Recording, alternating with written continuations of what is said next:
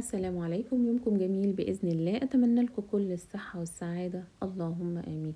معانا النهاردة شاي أو مشروب من أحسن وأقوى من الثوم والليمون، بيبيد البكتيريا والفطريات. ولو عندك كحة أو السعال كتير، يعني بقاله فترة وخدت أدوية كتير وما نفعش معاك، عليك بالمشروب ده. لو بتشوفني على الفيسبوك أو التيك توك أو الانستجرام، باقي الفيديو هتلاقيه على قناتي باليوتيوب اسمها جانا بيوتي. أتمنى تشرفني، متأكدة انك هتلاقي وصفات حلوة جدا مفيدة لك للصحة والطبيعة. أنا شعاري الطبيعة. يلا بينا نشوف المكونات.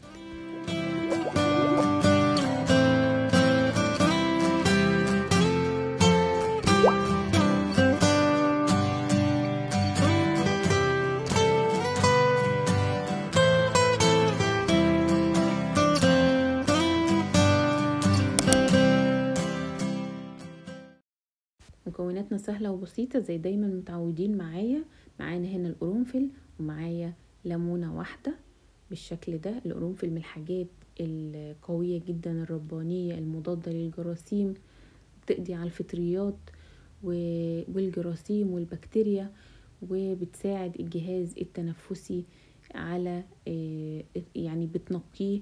وتعالوا طبعا الليمون احنا عارفين فوائده، اتكلمنا عليه كتير جدا في مشروبات قبل كده. معانا هنا 2 موزة، هنكون غسلينهم كويس، هنكون نقعينهم لمدة دقيقة في مية بكربونات الصوديوم هو والليمون، ونغسله كويس كده هيبقى صالح معانا. هنجيب طاسة وهنقطع فيها الموز بالشكل ده، شكل حلقات بالقشر بتاعه. خلاص احنا غسلناه وعقمناه كويس جدا. القشر على فكرة مفيد جدا جدا، هتلاقوا ناس كتير بتاكل القشر قبل ما تاكل الموزة لانه هايل بالفيتامينات. قطعنا الموز بالشكل ده، تمام تمام كده قطعناهم. وهنضيف عليهم قطعنا الليمونة برضو شرايح بالشكل ده، كلهم بقشرهم، القشر هايل جدا. وهنضيف عليهم معلقة كبيرة من القرنفل، معقم ومنقي وموسع للشعب الهوائية ومعطر للفم، وحلو جدا للجهاز المناعي. حبوا نفسكم واظبوا على الحاجات الطبيعية. وهنضيف عليهم 1.5 لتر من المية. كل المؤشرات دلوقتي حوالينا بتقول لكم حافظوا على صحتكم، دوروا على الطبيعة، واستخدموا بأقصى درجة الحاجات الطبيعية.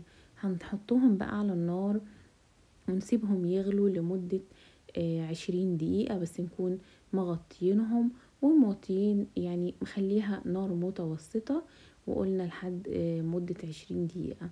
طيب بعد 20 دقيقة هيكون المشروب بتاعنا جاهز جدا. هشوفوا شايفين الموز اتنفخ كده وبقى عامل زي الاسفنج، تمام كده خلاص. غليناه وبال20 دقيقة عدت. هنسيبه بقى لحد ما يبرد بالشكل ده خالص، ويبقى اتنقع وكل الحاجات الحلوة نزلت في المية او في الشاي بتاعنا اللي هنشربه. وهنصفيه. قلنا بقى لما نصفيه هو صالح في التلاجة من 3 ل4 أيام، يكون صالح للاستعمال. اكتر من كده هتلاقوه فسد. تمام، صفيناه. والحاجات والمكونات اللي موجودة ما نرميهاش، ممكن تعمليها ماسك، او ممكن تاخدي 1 من الموز، 3 من القرنفل، وشريحة من الليمون، تاكلهم كده مع معلقة عسل 2 مرتين في اليوم. هيفرق معاك كتير جدا. ما ترموش حاجة كده. الشاي بتاعنا الصحي بقى جاهز جدا، او المشروب بتاعنا للبكتيريا إبادة. أنا بقول لكم إبادة للبكتيريا والفطريات والسعال المزمن. هناخد كوبايتين يوميا، مرة الصبح ومرة بالليل. لو انت بتحب تشربه من غير سكريات زي حالاتي كده، حلو جدا مش وحش. انما طبعا لو مش بعرف اشرب الحاجة من غير حاجة محلية او حاجة، نضيف معلقة صغيرة من العسل.